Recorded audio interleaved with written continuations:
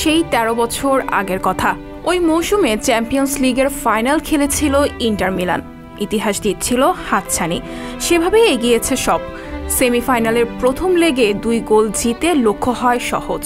মঙ্গলবার রাতে AC Milan যদি ইন্টারকে অন্তত ২ গোলের বেশি ব্যবধানে হারাতো তবে অন্য কিছু ঘটত, কিন্তু তা হয়নি।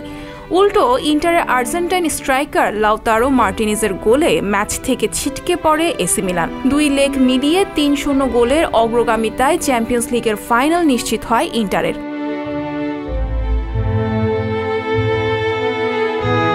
প্রথম লেগ জেতায় গতরাতের ম্যাচে রক্ষণাত্মক ছিল ইন্টার। দারুণভাবে রক্ষণ সামলে যে গোল ফুটবলের প্রাণভোমরা তা আদায় করে নিয়েছে দলটি।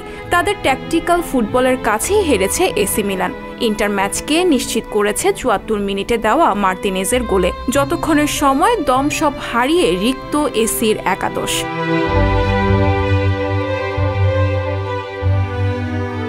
বল নিজেদের পায়ে পায়ে লেপ্টে রাখছিল ইন্টার।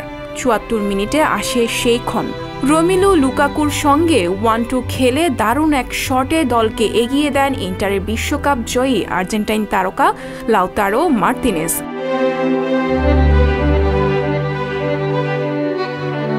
আগামী ১০ জুন তুরস্কের ইস্তাম্বুলের আতাতুর্ক স্টেডিয়ামে বসবে এবারে চ্যাম্পিয়ন্স লিগের ফাইনাল। ইন্টার মিলানের জন্য সেখানে অপেক্ষায় থাকবে রিয়াল মাদ্রিদ বা ম্যানচেস্টার সিটি।